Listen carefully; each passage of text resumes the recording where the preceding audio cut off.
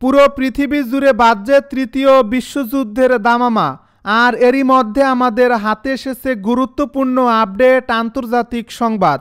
শুরুতেই থাকছে আজারবাইজানের উড়োজাহাজ বিধ্বস্তের ঘটনায় ক্ষমা চাইলেন পুতিন। জানিয়ে দিব আমেরিকার বিরুদ্ধে চীনের নিষেধাজ্ঞা, ইরানে বৃহৎ সামরিক মহড়া শুরু। এবারে থাকছে আফগান বাহিনীর সঙ্গে সংঘর্ষে পাকিস্তানি সেনা নিহত। আরও জানাবো চরমপন্থী ২০ বন্দীকে ক্ষমা করলেন বেলারুশের প্রেসিডেন্ট।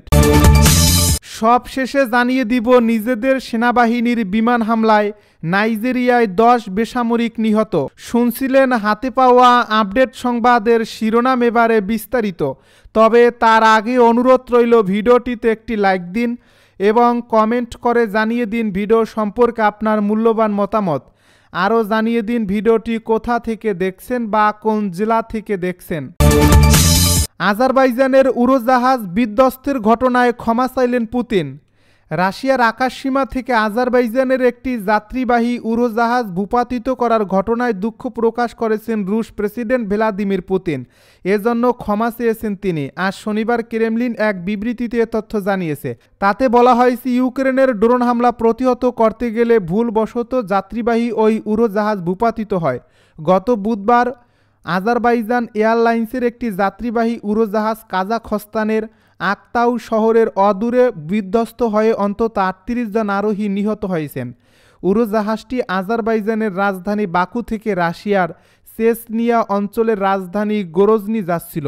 উড়োজাহাজটিতে যাত্রী ও ক্রু মিলিয়ে ৬৭ জন আরোহী ছিলেন। দুর্ঘটনার পর আজারবাইজান এ নিয়ে তদন্ত শুরু করেছে। তদন্ত সম্পর্কে জানেন এমন ৪ জন রয়টার্সকে জানিয়েছেন, ভুলবশত রাশিয়ার আকাশ প্রতিরক্ষা ব্যবস্থা যাত্রীবাহী উড়োজাহাজটি ভূপাতিত করে। ক্রেমলিনের এই বিবৃতিতে বলা হয়েছে, রাশিয়ার আকাশসীমায় দুঃখজনক এ ঘটনার জন্য ভ্লাদিমির পুতিন ক্ষমা চেয়েছেন। এ ঘটনায় নিহত ব্যক্তিদের পরিবারের প্রতি আবারও শোক ও সমবেদনা জানিয়েছেন তিনি। এর পাশাপাশি দুর্ঘটনায় আহত ব্যক্তিদের দ্রুত সুস্থতা কামনা করেছেন। ইউক্রেনের ড্রোন হামলা প্রতিহত করতে গিয়ে ভুলবশত যাত্রীবাহী ওই উড়োজাহাজ ভূপাতিত করা হয় বলে দাবি করেছেন ক্রেমলিন। এ বিবৃতিতে রাশিয়া বলেছে, এ সময় গ্রোজনি ও মোজদোক ও ভ্লাদিকাভাস্কে ড্রোন হামলা চালাচ্ছিলেন ইউক্রেন। রাশিয়ার আকাশ প্রতিরক্ষা ব্যবস্থা সেই হামলা প্রতিহত করছিল। আমেরিকার বিরুদ্ধে চীনের নিষেধাজ্ঞা, ইরানে বৃহৎ সামরিক মহড়া শুরু। ইয়েমেনের জনগণ গাজার জনগণের সমর্থনে এবং অব্যাহত প্রতিরোধের প্রতি সমর্থন দিয়ে রাজধানী সানায় ব্যাপক বিক্ষোভ প্রদর্শন করেছে। ফিলিস্তিনি জাতির সমর্থনে ইয়েমেনিদের ব্যাপক বিক্ষোভ। ব্রিটেনের ব্রাইটন শহরের কেন্দ্রস্থলে গাজার জনগণের প্রতি সমর্থন জানিয়ে বিক্ষোভ সমাবেশ। চীনের উপর নিষেধাজ্ঞা, তাইওয়ানের প্রতি মার্কিন সামরিক সমর্থনের ব্যাপারে চীনের পাল্টা প্রতিক্রিয়া। আল আকসা মসজিদে জুমার নামাজে ৪০,০০০ ফিলিস্তিনিদের উপস্থিতি, সশস্ত্র বাহিনীর মহড়ায় ইরানের সামরিক শক্তি প্রদর্শন এবং পারাসিনারের জনগণের প্রতি সমর্থন জানিয়ে পাকিস্তানি শিয়াদের অবস্থান, ধর্মঘট প্রবৃত্তি বিষয়ে আজকের পার্স টুডের প্রতিবেদনে সংক্ষিপ্ত বিবরণ তুলে ধরব। শুক্রবার ইয়েমেনের নাগরিকেরা আবারও গাজার প্রতি সীমাহীন সমর্থন এবং গাজার অন্য কোনো রেডলাইন নেই শিরোনামে এক বৃহৎ আকারের বিক্ষোভে অংশ নেয়। তারা ফিলিস্তিনি জনগণের প্রতি সমর্থন অব্যাহত রাখার ঘোষণা দেওয়ার পাশাপাশি দখলদার ইসরায়েলের কর্মকাণ্ডের নিন্দা জানান।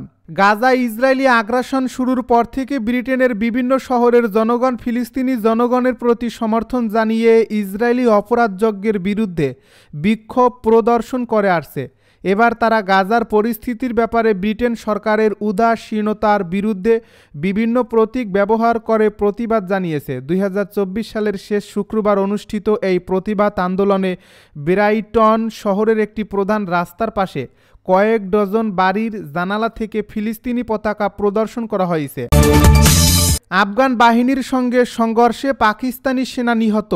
পাকিস্তানের সীমান্তবর্তী এলাকায় আফগান বাহিনীর সঙ্গে গোলাগুলিতে এক পাকিস্তানি আধা সামরিক সেনা নিহত এবং 7 জন আহত হয়েছেন। দেশটির একটি নিরাপত্তা সূত্রের বরাত দিয়ে এএফপি শনিবার এক প্রতিবেদন এই তথ্য জানিয়েছে। এ প্রতিবেদন থেকে জানা যায় পাকিস্তানের খাইবার পাখতুনখোয়া প্রদেশ ও আফগানিস্তানের খোস্ত প্রদেশের সীমান্তে শুক্রবার রাত থেকে ভারী অস্ত্রসহ বিক্ষিপ্ত সংঘর্ষ শুরু হয়। দুই দেশের কর্মকর্তারাই এ সংঘর্ষের খবর নিশ্চিত করেছেন। আফগানিস্তানের তালেবান প্রশাসন অভিযোগ করেছে পাকিস্তানের বিমান হামলায় এই সপ্তাহে সীমান্তের কাছে 46 জন নিহত হয়েছে, যাদের বেশিরভাগই নারী ও শিশু। তবে পাকিস্তান সরকার আনুষ্ঠানিকভাবে এই হামলা চালানোর কথা স্বীকার না করলেও একটি জ্যেষ্ঠ নিরাপত্তা সূত্র জানায়, সন্ত্রাসী আস্তানাগুলোকে লক্ষ্যবস্তু করা হয়েছে। পাকিস্তানের সীমান্ত জেলা কুরাম এলাকায় সংঘর্ষের বিষয়ে একজন জ্যেষ্ঠ নিরাপত্তা কর্মকর্তা জানান, আধা সামরিক বাহিনী ফ্রন্টিয়ার কর্পসের একজন সেনা নিহত ও 7 জন আহত হয়েছেন। অন্তত 2টি স্থানে সংঘর্ষ হয়েছে বলেও তিনি উল্লেখ করেন। অন্যদিকে আফগান প্রতিরক্ষা মন্ত্রণালয় আরও জানিয়েছে, আফগানিস্তানে হামলার পরিকল্পনা করা হয়েছিল। এমন কয়েকটি সীমান্ত স্থল প্রতিশোধমূলক হামলায় লক্ষ্যবস্তু করা হয়েছে। খোস্ত প্রদেশের একজন প্রাদেশিক কর্মকর্তা এএফপিকে জানান, স্থানীয় সময় শনিবার ভোরের সংঘর্ষের ফলে স্থানীয় বাসিন্দারা এলাকা ছেড়ে পালাতে বাধ্য হয়। তবে আফগান বাহিনীর মধ্যে কোনো হতাহতের খবর পাওয়া যায়নি। এএফপির তথ্যানুসারে 2021 সালে তালেবান আফগানিস্তানের ক্ষমতা দখলের পর থেকেই দুই দেশের মধ্যে সীমান্ত উত্তেজনা বাড়তে থাকে। ইসলামাবাদ অভিযোগ করে তালেবান প্রশাসন সন্ত্রাসীদের আশ্রয় দিচ্ছে, যারা পাকিস্তানি মাটিতে হামলা চালাচ্ছে। তবে এই অভিযোগ তালেবান সরকার অস্বীকার করেছে। মার্চ মাসে পাকিস্তানি সেনাবাহিনী আফগানিস্তানের সীমান্তবর্তী এলাকায় প্রাণঘাতী বিমান হামলা চালিয়েছিল, যার ফলে 8 জন বেসামরিক নাগরিক নিহত হন বলে তালেবান জানিয়েছিল। জাতিসংঘের আফগান সহায়তা মিশন ও ইউনিসেফ বেসামরিক হতাহতের বিশ্বাসযোগ্য প্রতিবেদন তদন্তের আহ্বান জানিয়েছে। ইউনিসেফের আঞ্চলিক পরিচালক সঞ্জয় উইজেশকারা বলেছেন, শিশুরা কখনোই হামলার লক্ষ্য হতে পারে না। এদিকে তেহরিক ই তালেবান পাকিস্তান গত সপ্তাহে আফগান সীমান্তবর্তী একটি পাকিস্তানি সেনা ঘাঁটিতে হামলার দায় স্বীকার করে। পাকিস্তানের তথ্য অনুযায়ী এই হামলায় 16 জন সেনা নিহত হয়। পাকিস্তানের প্রধানমন্ত্রী শেহবাজ শরীফ শুক্রবার এক মন্ত্রিসভায় বৈঠকে বলেন, আমরা তালেবান প্রশাসনের সঙ্গে ভালো সম্পর্ক চাই, তবে টিটিপিকে আমাদের নিরীহ মানুষ হত্যা থেকে বিরত রাখতে হবে। চরমপন্থী 20 বন্দীকে ক্ষমা করলেন বেলারুশের প্রেসিডেন্ট। বেলারুশের প্রেসিডেন্ট আলেকজান্ডার লুকাশেঙ্কো চরমপন্থী অপরাধে দোষী সাব্যস্ত 20 বন্দী ব্যক্তিকে ক্ষমা করে একটি ডিক্রিতে সই করেছেন। প্রেসিডেন্টের এক বিবৃতিতে বলা হয়েছে, ক্ষমা করা ব্যক্তিদের সবাই প্রাণ ভিক্ষার আবেদন করেছেন এবং তাদের কৃত কর্মের জন্য অনুতপ্ত হয়েছেন। ক্ষমাপ্রাপ্তদের মধ্যে 10 জন নারী, 14 জন দীর্ঘস্থায়ী রোগে ভুগছেন, 10 জন শিশু রয়েছে, একজন নারী 4 সন্তানের মা। তাদের মুক্তির পর বেলারুশের স্বরাষ্ট্র মন্ত্রণালয় আচরণ পর্যবেক্ষণ করবে বলে উল্লেখ করা হয়। লুকাশেঙ্কো সর্বশেষ চলতি বছরের নভেম্বরে চরমপন্থী অপরাধে দোষী সাব্যস্ত 30 জনেরও বেশি ব্যক্তিকে ক্ষমা করেছিলেন। এর আগে আরও কয়েকজন বন্দীকে ক্ষমা করে দেওয়া হয়েছিল।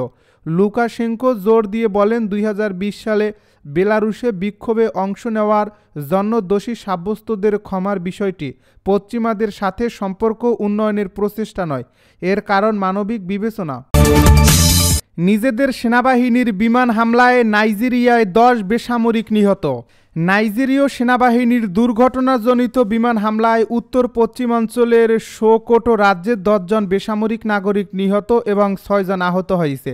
স্থানীয় সংবাদ মাধ্যমের বরাতে এএফপি জানিয়েছে, সেনাবাহিনী লাকোরাউয়া জিহাদের লক্ষ্য করে বৃহস্পতিবার সকালে সোকোটো রাজ্যের শিলমা জেলার অন্তর্ভুক্ত এক জঙ্গলে বিমান হামলা চালায়, কিন্তু দুর্ভাগ্যজনকভাবে জঙ্গলের পাশে অবস্থিত দুটো গ্রামের 10 জন বেসামরিক নাগরিক নিহত হয়, এমনকি তাদের বাড়িঘর ধ্বংস হয় এবং গৃহপালিত প্রাণীরাও মারা যায়। সোকোটো রাজ্যের গভর্নর আহমেদ আলিও এটিকে নাইজেরিয়ার সেনাবাহিনীর মিস ফায়ার হিসাবে দাবি করেছেন। অবশ্য সেনাবাহিনীর মুখপাত্র lieutenant colonel Abu Bakkar Abdullahi জোর দিয়ে বলেছেন, ওই গ্রাম দুটো ছিল জিহাদিদের।